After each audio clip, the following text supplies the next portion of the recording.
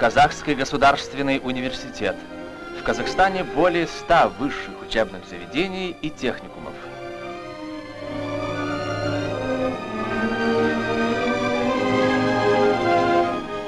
Лекцию по истории Казахской ССР читает доктор исторических наук Бекмаханов.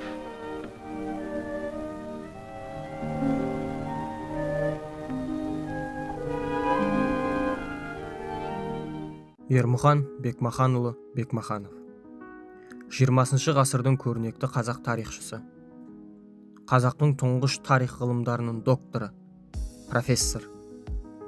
1915 жылы 15 ақпанда қазіргі Павлодар облысы, Баянауыл ауданы, Жасыбай көлінің жағасында орналасқан Төре ауылында дүниеге келген.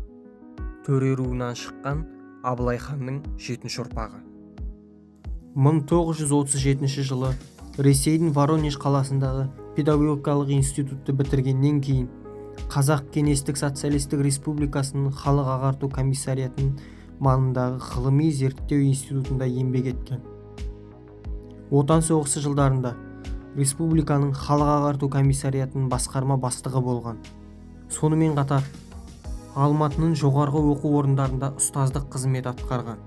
1946-1947 жылдарда Қазақ Кеңестік Социалистік Республикасының ғылым академиясында жаңадан құрылған тарих, археология және этнография институты директорының ғылыми жұмыс жөніндегі орынбасары.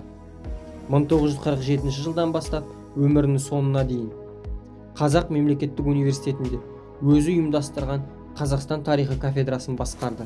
Ең белгілі еңбегі Қазақстан 19 ғасырдың 20-40 жылдарында атты монографиясы.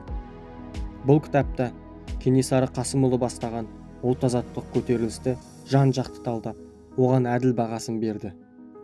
Алайда кеңес үкіметі бұл еңбекті буржуазиялық ұлтшылдық деп айыптап, 1952 жылы Бекмахановты 25 жылға соттады.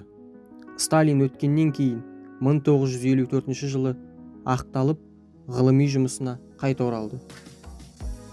Ермұхан Бекмаханов 1966 жылы дүниеден өтті. Бірақ оның еңбектері Қазақстан тарихының маңызды ғылыми негіздерінің бірі болып қала береді.